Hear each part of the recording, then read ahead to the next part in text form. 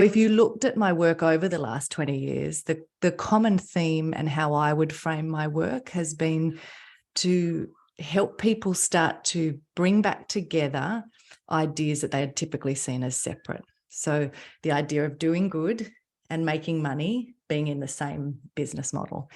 And in the introduction, Teo mentioned my podcast, which is called Both And.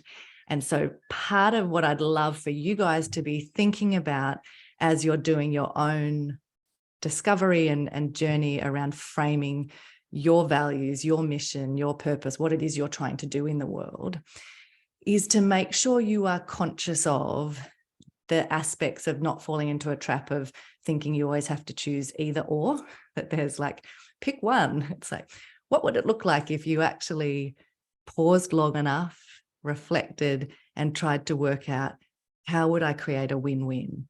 What are the narratives being told to me? Do I actually accept those? And that, I think, it's a common theme in my journey, and it's part of what, from a leadership perspective, I would say to each of you, that the work that you're doing now, even in terms of this building up of your own personal framework around your values, that's not just a tick a box exercise of fill it in.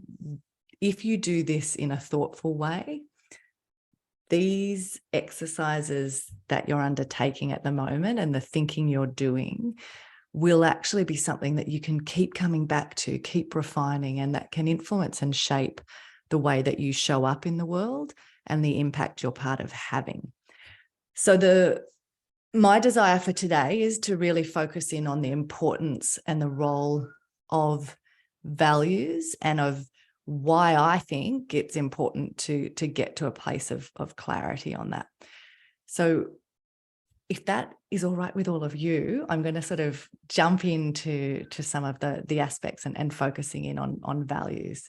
But feel free to jump in at any point if you want to. And Teo, same for you. You want to? I thought you had. I think you had a good quorum of nods there when you asked that question. Good. So I feel confident that you can move Beautiful. Good. So the aspect, you've probably heard components before around people saying things like, if we're not growing, we're dying. The need for humans to kind of have some purpose or meaning to what they're doing. And that is really true. But I think an important aspect to think about when we kind of frame, what do we need as humans? How are we actually going to live a thoughtful and reflective life? Is that it's not just that we need clarity around that kind of end point or the vision of where we're wanting to go, but it's that the truth of what we need as humans, in terms of what my experience has shown, particularly in that last 20 years, is that there's two pieces that have to play out. One is that we need to be grounded in something. And for me, that's where values comes in. So we need to actually know who we are. We need to know what's important to us, how we make decisions, how we behave. And that is a conversation and a reflection around values and what you will be grounded in. It's your starting point. Then, in order to live that life that allows us to have the freedom and fulfillment we want, we do have to have a clear sense around our vision. What is it that we want to be part of in the world? What do we want to contribute to? What does success look like for us? That kind of sense of what are we moving towards is the piece that people are typically talking about when they say, we need to be, if we're not growing, we're dying. We need to be making progress. That's the vision piece. But if as a leader, even just more broadly in life itself, if as a person on this journey, all you do is have this sense of like, am I making progress? Am I moving? Am I working my way up the ladder? Am I being successful in the way the world sees success? You won't actually experience those aspects of freedom and fulfillment that you're seeking, because that alone is not enough. And so that's why today in this conversation, and certainly it connects in with some of the work that each of you are doing in your own frameworks at the moment, the idea of that foundational piece of your own values and being very clear and grounded in that place is going to set you up for a much more fulfilling life and for being able to make much more aligned decisions quite quickly. And what I mean by that, if we start to kind of dig in a little bit to what happens in our lives and in society, is that whether we are conscious of it or not, we have all of these messages, all of these patterns, these ideas and concepts that have been thrown at us and modeled to us over the course of our life that kind of fall into that category of the pieces that accidentally become our goals or our vision or our sense of what success is. And so the work that you're currently doing to sit with and unpack what is actually important to you is so important, because I don't know about you, you probably know people where you look at them and think, wow, they tick lots of the boxes of what you would think success is, but they're actually miserable, or they at least don't have kind of the sense of excitement or contentment that I would think you would have if you were in the position that they are in.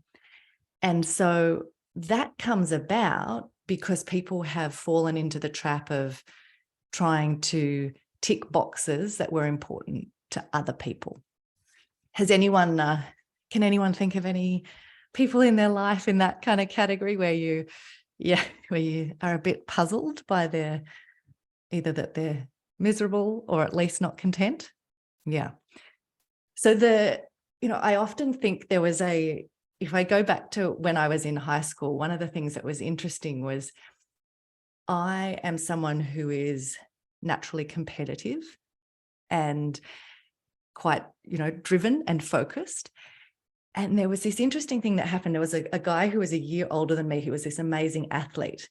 And back in the 90s, there was a brand called No Fear. You probably, I don't know if it even exists anymore, but he had this T-shirt that said, second place is first loser. And that sense of, there was this message in people who were competitive and athletic that like it was win or there was no point. And for many people now, you've probably read work like Carol Dweck's work on growth mindset as opposed to fixed mindset. But I remember as a teenager, as someone who was athletic, who was competitive, the taking on of that narrative and almost feeling like there was no point even trying unless you won, and you didn't want someone else to beat you. But here's the thing that it did that kind of falls into this category of doing things you didn't actually want to do because you had swallowed a narrative that wasn't your own. So the sport that I hated was cross country, when you did the, really long distances. And each year I would say, I'm not going to actually try this year because I don't want to get to the next level of competition and the next level and have to keep running these long distances that I don't enjoy. But I would begin, and then I would see people running past me who I knew I was better than. And I would think, well, she can't beat me because I'm better than her. And so I would start to run and make sure I beat her, and I would, get ahead. And each year I would accidentally fall into the trap of refusing to let someone beat me, but then having to go on to the next level of competition in a sport I hated. And I think that, it's a silly example in some senses, but it can paint that picture of what many people's careers end up being, is this constant taking on of narratives unconsciously that then drive our behavior and lead us to going, hang on, why did I do that again? Like, why have I now put myself in a position where I'm having to spend time and effort on something I don't even enjoy? And so my advice, if we kind of bring this back to the work that you're doing now and this foundational aspect of awareness, self-awareness, and knowing yourself and figuring out who you are and what success looks like for you, is that in doing that, a whole bunch of pressure, of expectation, and of other noise that is going to come at you for the rest of your life can wash over you much easier if you've got this ability to say, okay, here's something that someone's demanding of me, or here's an opportunity that has arisen, which I could take advantage of. What do I assess that against? How do I judge whether this is something I would actually like to put my effort into? And the only way you can do that, and the only way you have the ability to weigh those things up well, is if you have done the thinking, and is if you have that foundational aspect of saying, does this align with who I am and who I want to be in the world? So I would be keen, and I'm not sure how far you guys are along with the personal values framework pieces that you're doing, but I'd be keen to kind of, in order to guide the conversation and where we drill in, I'd be keen to hear from you which aspects of, say, those foundational components of whether you're calling them principles or values, the aspects that are your behaviors, who you are, and the sense of your own mission and vision of what you're trying to be part of in the world, what parts of that are you currently grappling with or struggling with or finding inspiring? I'd love to just hear a little bit from anyone who's willing to share how that's playing out for you in your thinking.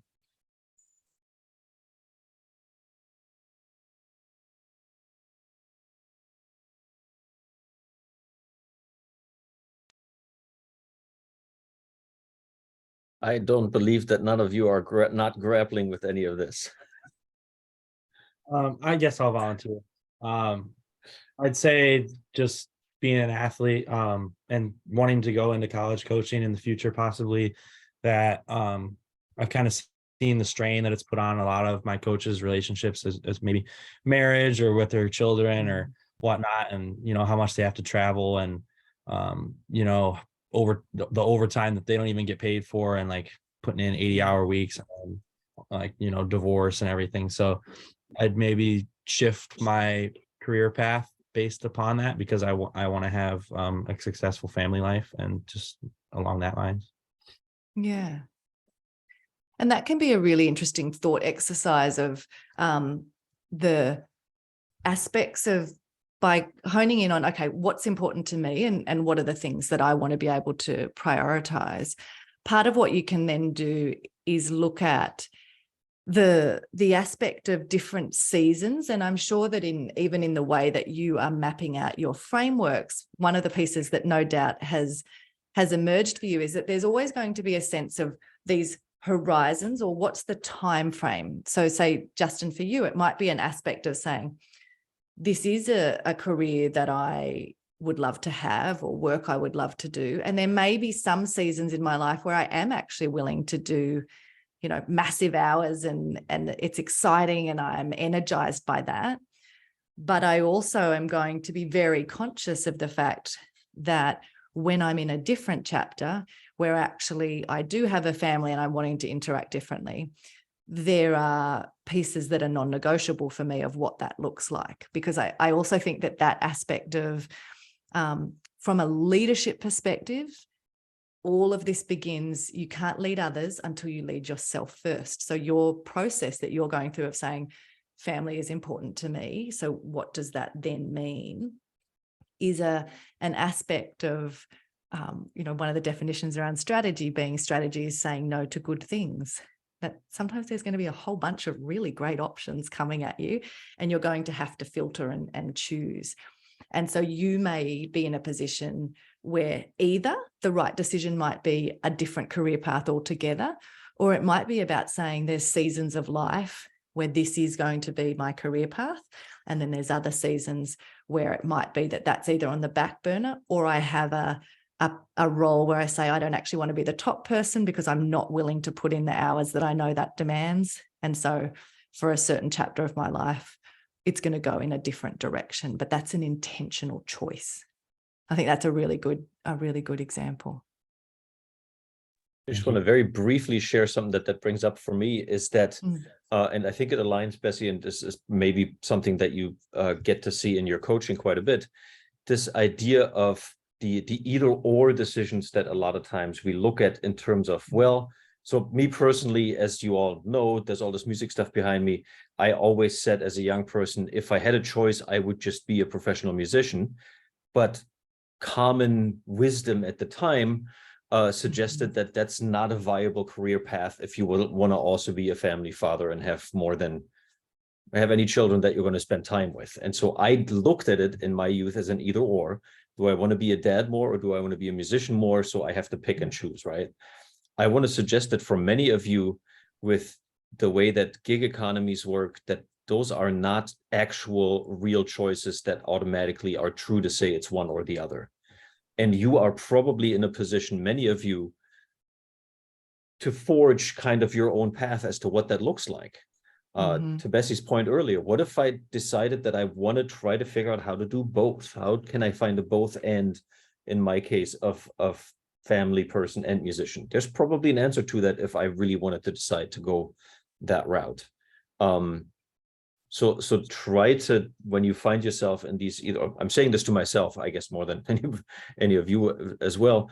When I find myself in those either or questions, first ask, is this really an either or, before you decide to make an either or decision?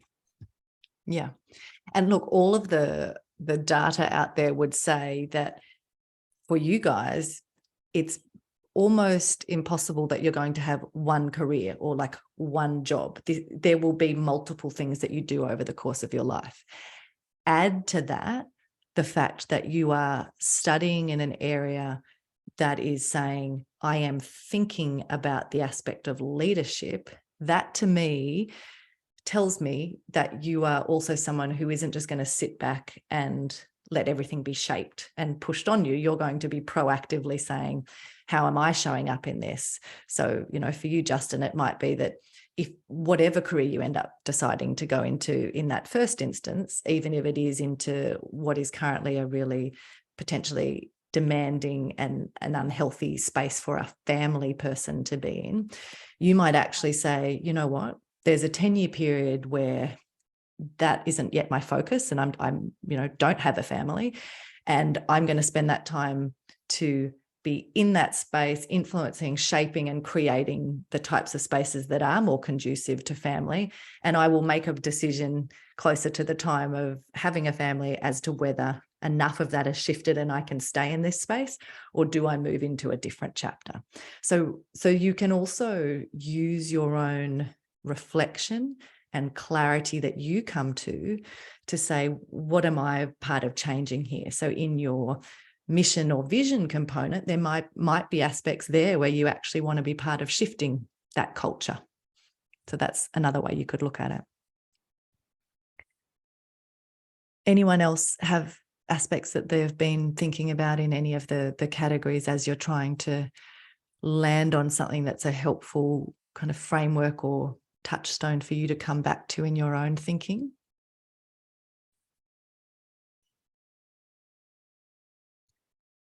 If not, while you're sort of reflecting on that, because I would be keen, even if you don't want to share it with the group, I think it is helpful for you to start to pull apart the components of what it is you're grappling with in this area.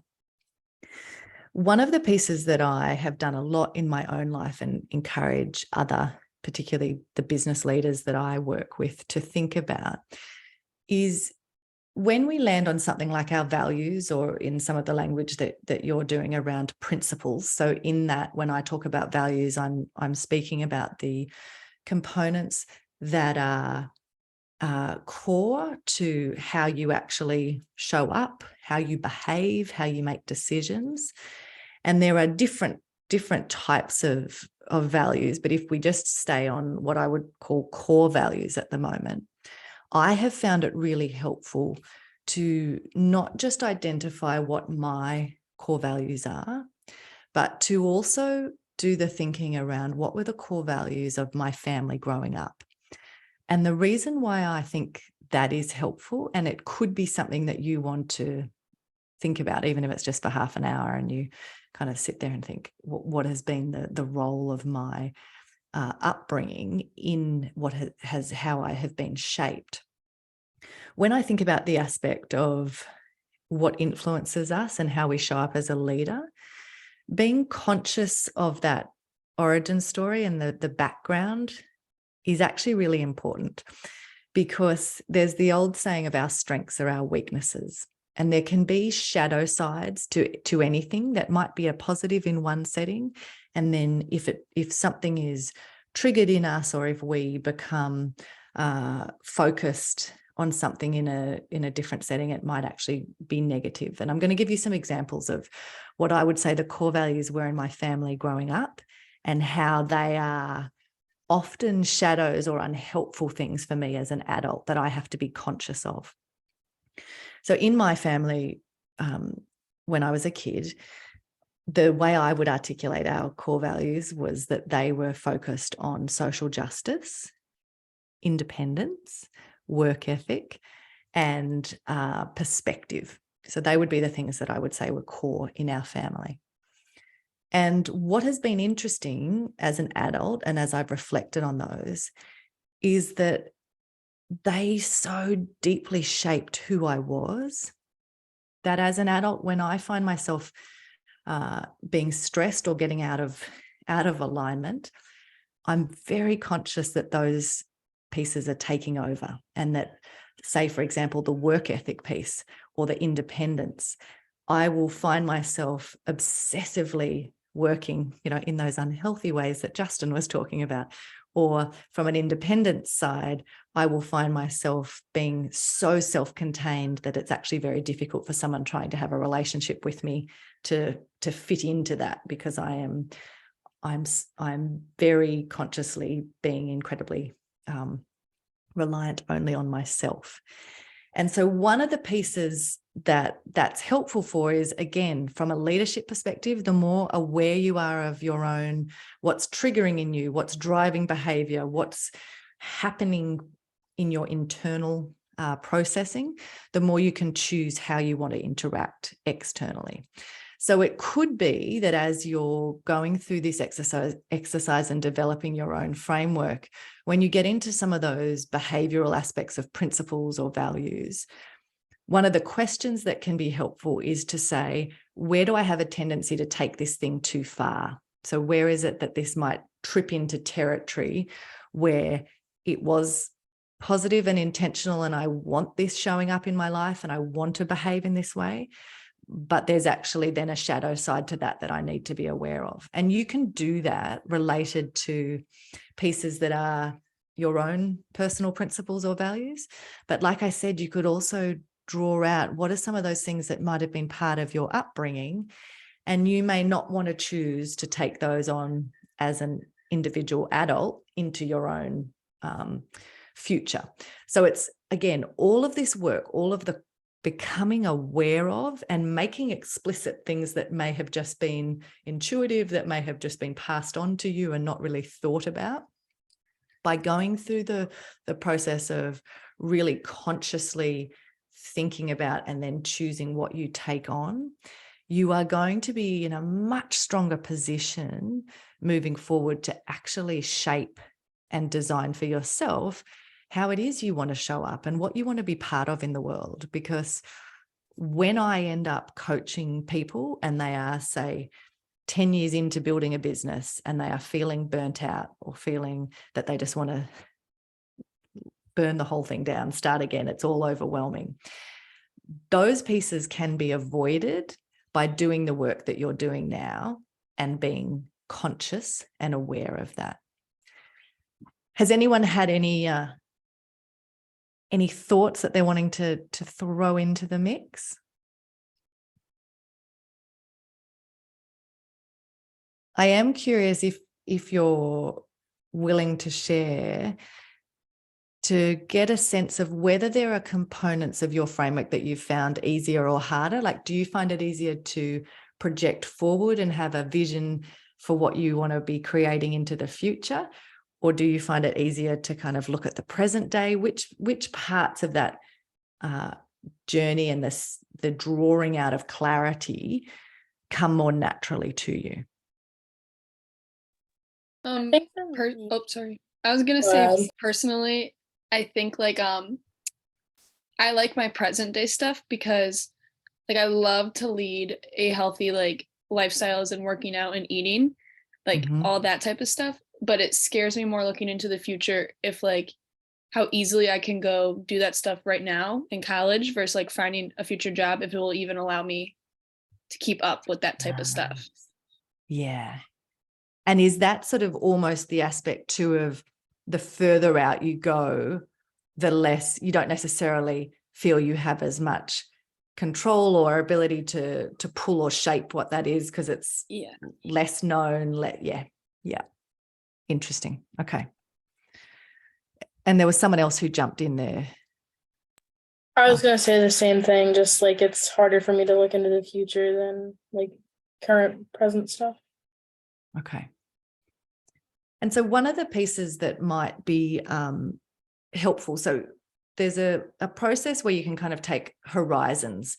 And so I always think of, so timeframes are important, but the other piece that might say for the point there with Kelsey and Kate around where you don't have as much visibility or it's not as clear what those future state places look like, is if we build horizons, or if as we're doing this work and framing out what's important to us, don't put any pressure on yourself that you need to have the same level of detail out there into the future. So if you've got like this bigger third horizon, it doesn't need to be as detailed as your current horizon one.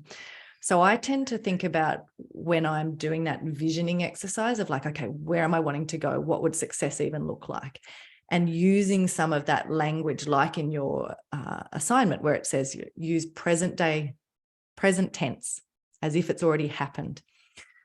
You can say, right, in the phase that I'm in now, the current state or phase one, horizon one, whatever you want to call it, I can be quite detailed. I feel comfortable being able to map out what that looks like.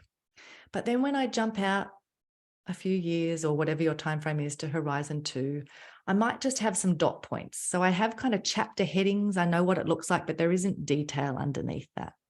And when I push even further out to that level of something that is more of a vision or a horizon three, think of that more as like that little, cloud with the dots. It's sort of just, it's a picture, but it's blurry. I don't have to have detail around it.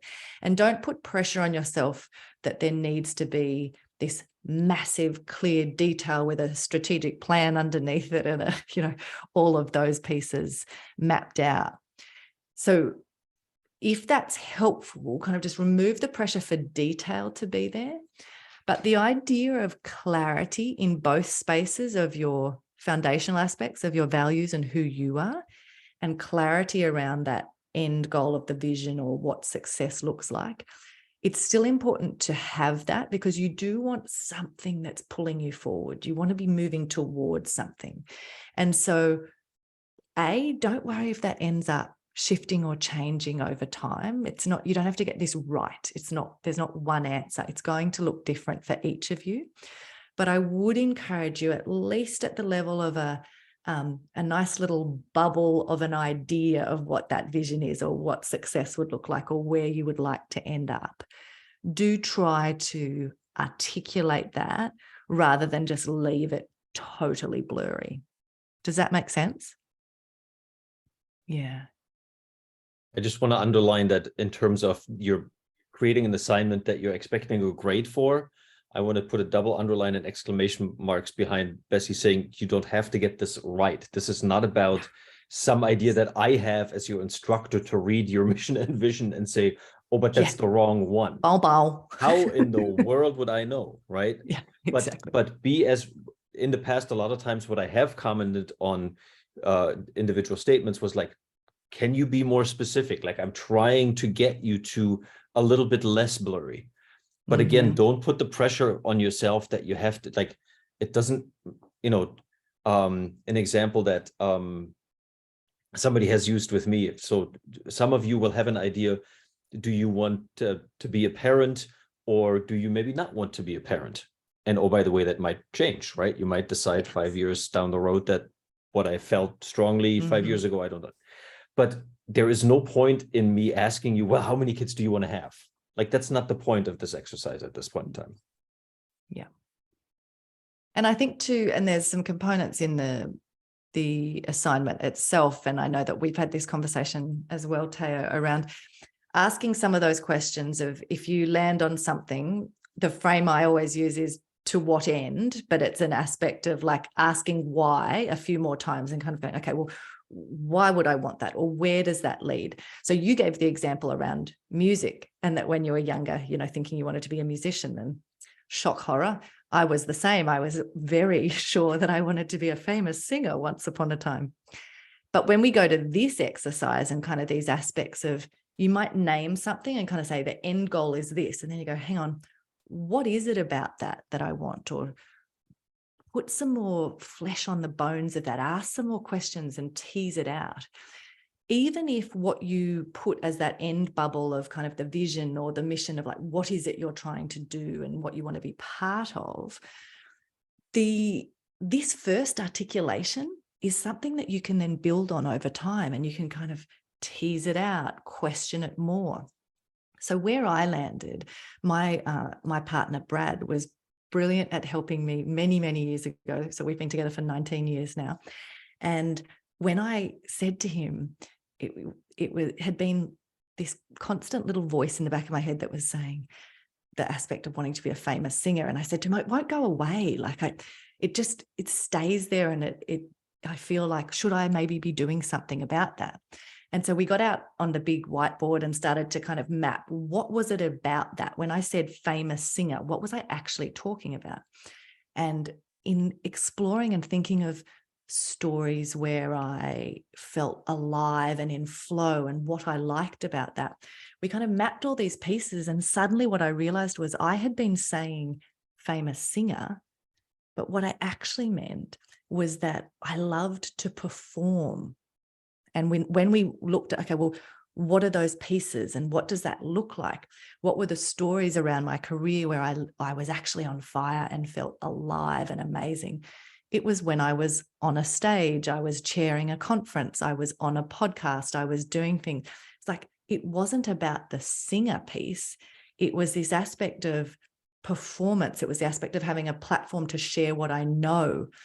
And that totally shifted then what I was working towards and how I found what worked for me, which actually sometimes I like singing, but that wasn't actually the main piece. And so just as a little example of how that teasing out of, you might land on a first articulation, if you dig a little bit more and go, what is it about that I love? What makes me feel alive in that? Pull out some stories, figure out what that common thread or pattern is, where you feel energized, where you feel motivated to do it. And it may be that you then can land on a richer, more engaging sense of articulating what it is you actually want. The other piece, again, feel free to jump in if anyone else has examples, but the other aspect that I think is really important when you're doing this work, and I know that when I read through the assignment, there was kind of some language around when you get these articulations right, others will be sort of excited or drawn in or want to ask more questions about what you're doing. I want to be a little bit cheeky and just put in brackets, extra thought around that, which is part of the journey of understanding yourself and coming up with your version of what does success mean for you, not necessarily other people, is that you actually need to be all right with the fact that not everyone is going to care about what you care about, and not everyone is going to be excited by your vision. And it's not actually your job to spend your whole life trying to convince everyone else that this is what they should care about. One of the beautiful things in the world is to actually have each of us on our own path, passionate about what we're passionate about and bringing our best in that area. And so I have had the absolute privilege of working with hundreds of different business owners around the world who are seeking to actually make the world a better place through their business. And what I love is that each of them has a different passion and focus, an area that they're trying to address. And we don't actually need, and I don't want, for everyone to care about exactly the same thing. We don't want that every business is focused on and only cares about plastics in the ocean, but we do want some that are addressing that issue. But there's so many different areas. There's people working in all different career paths and sectors that we need each person, particularly those who are in a position of leadership and authority and can shape a culture, shape people's experience of work and life. Each of us needs to take responsibility for the area that we are working in, the decisions we make, and the pieces we influence. But as you do this exercise, it is this aspect of my favorite thing, which is combining two things that might seem like a paradox, right? So it might seem like a contradiction to be saying this should be deeply personal and about you, but it needs to be bigger than you, right? So we're saying both of those things have to be true. You're trying to understand yourself and articulate things that you can come back to again and again to inform your own decision-making and you living a fulfilling life. But the aspect that's going to make it feel meaningful and have purpose to it is that from a place of knowing yourself, you then articulate a vision and a mission and what you want to be part of in the world that actually leaves the world better than you found it, where you're actually contributing. And that will look different for each of you. And no version of that is better or worse. If someone has a passion for their local community and what they want to do is see that the 5 schools in their district actually create a beautiful educational experience for young people, and that's their vision, that's extraordinary, and that's what they should do. And if for someone else, it's that they actually want to shift access to clean water for an entire continent or for the world, great, that's their piece. But one is not better or worse. It's about you getting clear on what that is for you, how you are positioned to show up and contribute to that. And don't compare your version to someone else in this class or to a family member or what it is that they're trying to do in the world. Does that help? It's a helpful reminder to me. I just want to share that really resonates with me, Bessi, in terms of what you just said is true for our vision, that like comparing it with somebody else's really is probably not a really valuable thing, because you're just comparing to what end, right? With the question Yes. that Bessi shared earlier, like, is there some value for you in comparing your vision to somebody else's? I'm not sure there is. I think the same is true for what sometimes is in our shadow, the things that maybe come from what we thought were values when we were young, the things that sometimes turn into trauma in our adulthood.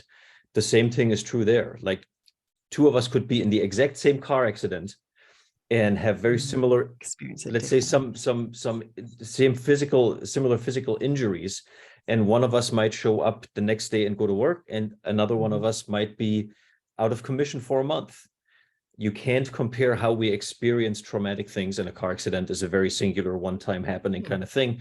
Maybe it's something that happened to you over years that now has shaped how you value things. Don't compare that with somebody else's. The same, I think, is true for our visions. Is it your vision? Are you willing to own it?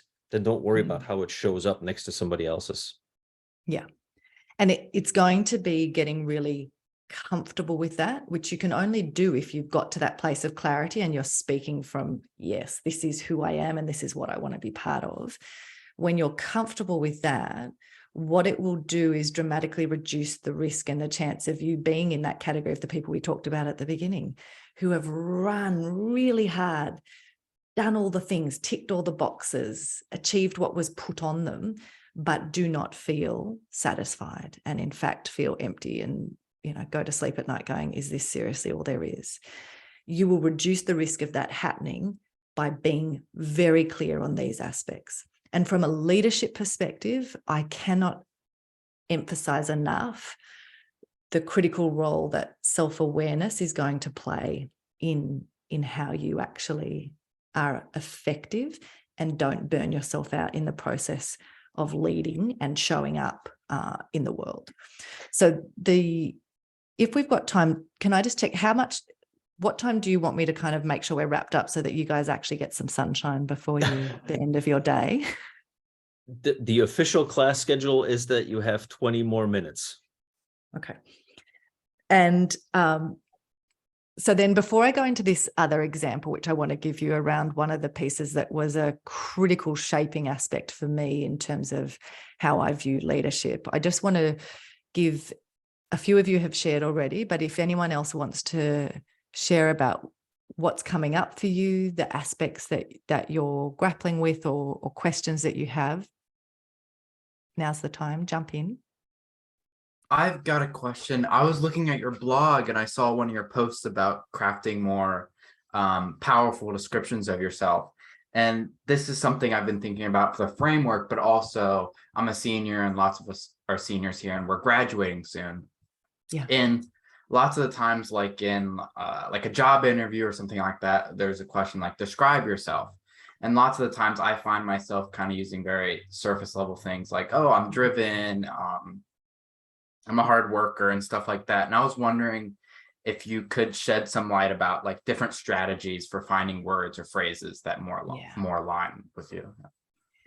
So everyone's different in how they like to go about this, but I'm someone who I love assessment tools, and I've done like every assessment known to man of like the Strengths Finder and Neo and DISC and all the different profiles and things that you can do. And many, many years ago, when I was in that exact position where I was trying to figure out, how do I talk about myself? How would I describe or write down something that actually spoke deeply to who I am? One of the really easy steps that I took, and it's very cheap, I think it's like $25 to do just the top 5 strengths of, it's Clifton Strengths Finder, was getting an assessment tool like that. Make sure you answer the questions really honestly, because it's only going to be as good as the data you put in. So your answers will shape what you get back. But I used that as a starting point. So when I got the report back, it had these categories. So my top 5 strengths are learner, intellection, achiever, context, and connectedness. And it had a description on each. I printed it out. I highlighted the sentences and the words that really jumped out at me where I went, oh my goodness, like that's me. That's a really good way of describing how I think, how I operate when I'm at my best.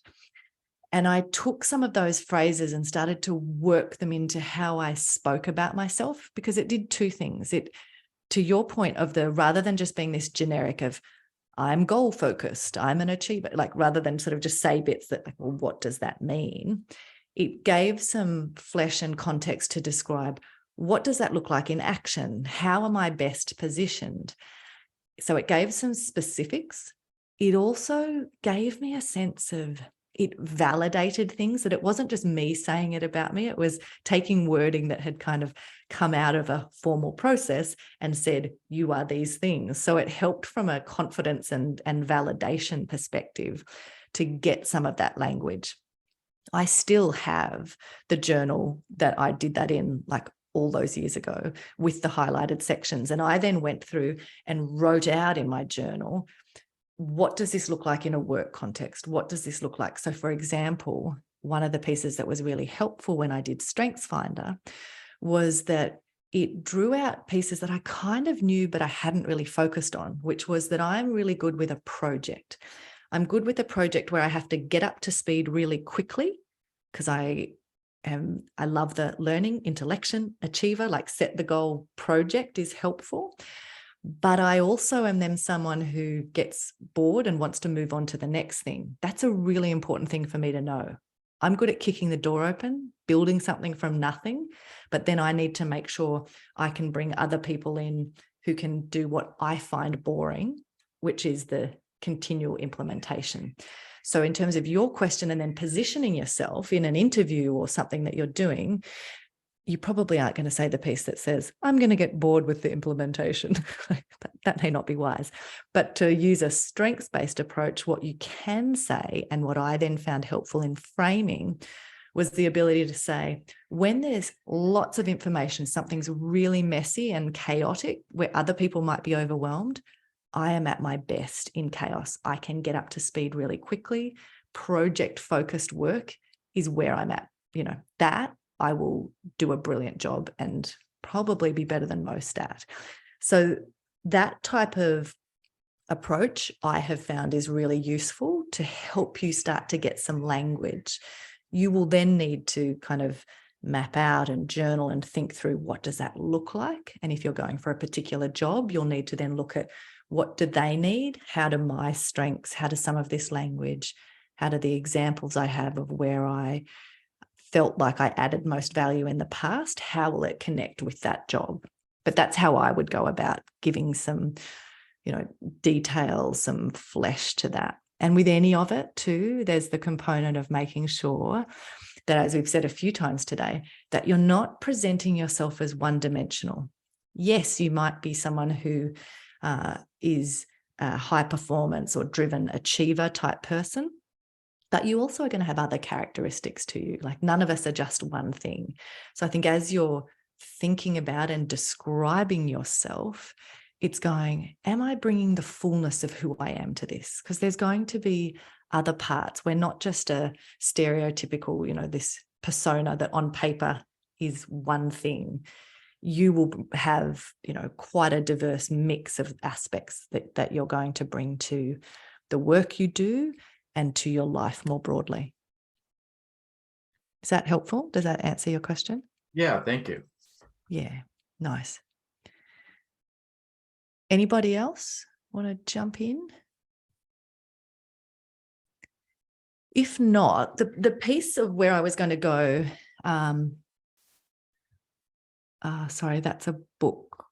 Peyton, I'm not sure what you mean. What's a book? Peyton, The Strengths Finder, is that a book that It's that an we can- assessment. It's an assessment tool. We mentioned it before. I'll bring the slide back on Tuesday. I'll show you the. there is a book as well. Gotcha.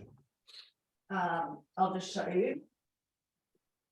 So there's a tool that's like $25 or something to do get your top 5 strengths, but there's also, there's a book. There's pieces on leadership. There's all different. So Clifton Strengths Finder is what you're after. That's it. Like, there's lots of different tools, but that's the one that I still use that with all my coaching clients. I do psych profiles and lots of different assessments, but that's a very good entry-level piece. It's got solid research behind it, and I think you'll find it helpful. I'll put the link in thank the you. chat. Great. So I'm just checking I haven't missed any other comments in the chat. So the piece then, that as we're kind of wrapping up, that I want to leave with you as a story around leadership, and something that is burnt into my mind, and that I think if you can be aware of it from this phase of your life moving into the multiple careers that each of you are going to have, it will be really helpful. And that is that when I was studying, there was a country that I was really fascinated by and obsessed with, called Timor-Leste, or East Timor, depending how you want to refer to it. And they had experienced an incredible fight for independence from Indonesia, and had gone through some pretty incredible kind of guerrilla warfare and different pieces. And there was 3 of the leaders of that country that were the most high profile: Xanana Gusmão, Marie Alcatiri, and Jose Ramos Horta. And I was quite fascinated by these three men. And I ended up writing my master's thesis around some of the work that I was able to then do with them. But connected to the leadership idea, when I thought about these guys, when I had the opportunity to spend time with them, interview them, and wrote about their different leadership styles in my thesis, the piece that stood out so much to me, which comes down to the importance of the work you're doing and self-awareness, was that as a leader, if you don't have the knowledge to know where you are at your best and what you bring to a situation, but equally know yourself well enough to know when you need to get out of the way and when someone else is needed, then you can end up undermining incredible work that you do. So I'll tell you about, we'll focus on Shanana Gushmal. So he was the main guerrilla leader that led the fight for independence and was an extraordinary revolutionary leader, very charismatic, incredible man who really shaped and made possible a whole bunch of things for that country. But what happened was that in his inability to see his own patterns and to be able to be honest with himself about the fact that there was a time and a place for his leadership style, and then there was a time and a place for other leadership styles. When East Timor became independent and things settled and the chaos, subsided, Shanana Gushmal continued to need to operate and to want to lead as if he was still in the middle of a revolution. So the big parliament was rebuilt. He had an extraordinary leader as prime minister, which was Maria Alkatiri, who I would frame as a capable manager. He was a lawyer by background. He was very structured in his thinking. And he had an incredible the third person was Jose Ramos Horta, who I framed as the diplomat, incredible diplomat who had been part of the process as well. But while everyone else moved into the parliament building that had been rebuilt and was working really hard to set up the structures and move East Timor forward as an independent nation, Shanana Gushmal continued to work out of a bombed out building where literally when I went to his office, it was like rain dripping in from the ceiling onto the computers. And, he refused, he could not move beyond what he knew and where he felt in his comfort zone as a leader. And he was out doing rallies, making sure that the young people were feeling annoyed at now Australia was doing this wrong and this country, everyone was against us, and he needed to stay operating in that space. And what happens when we do that is, we don't actually, that vision of what he was, if we go to the vision, the mission, what he had worked so hard for decades to achieve had come to pass. Like it had occurred on the back of his sacrifice and hard work. But he now couldn't get out of the way. And he now was undermining what he had worked so hard for. So for me, as someone in my early 20s, watching that, writing about that, seeing that, it made very clear to me the importance of the self-awareness and the importance of knowing where I added value well enough and then being brave enough and removing enough ego to be able to get out of the way when I was not the right person. And so that has shaped, when I think of one of the organizations that I built, so I founded an organization, I was a CEO for 8 years. From the beginning, when I founded that, I said, one of my jobs is to make myself redundant. Because as I mentioned to you before, I know that I'm someone who likes to start things. I like to do things people say are impossible, kick the door open, and then I'm going to get bored. And I have the risk of doing a Shanana Gushmal and inventing dragons that don't exist so that I have a battle to fight. And that's not necessarily helpful. So I needed to have front and center in my mind, this is my job. I'm building something from nothing that others say is not possible because I believe it's possible. But when we get to the point where I'm not the right person to lead, I need to get out of the way. And so when that time came, I was already prepared for it. I had built up my deputy CEO and she's still the CEO now. I left 5 years ago and she's running an extraordinary organization that's different to how it would have looked if I was running it, but it's amazing and it's doing great things in the world. And so multiple times over, as I've built something, I have had in my mind, I will kick the door open. I will build what someone else wouldn't be able to build because it's my unique skill. but I will never then continue to sit in a bombed out building pretending that we're still in the early stages when we're not. That is not how I want to show up as a leader. And I want to leave that story with you as something, you will have your own versions of that experience and story. That's, was my experience. But it is an important thing for you to remember about why you're doing this exercise and why it's important. Because you are only going to be as effective as you are aware. You cannot lead others unless you lead yourself first. And that is going to come from a knowledge of yourself, where you bring the best and where you need to get out of the way, and where that vision you have, that mission you have is bigger than you, and therefore means you're going to need to learn to spot who has the skills you don't have, who do you need to partner with, and how you're going to make that vision come true in ways that aren't just about you.